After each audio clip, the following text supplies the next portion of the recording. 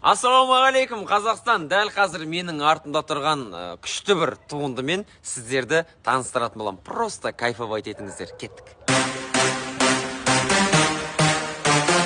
Бұл үйге кіретін бастапқы есік мұнда, бірақ мен сіздерге одан да қызық жақты көрсеткім келіп жатыр. Жүрсеңіздер, что?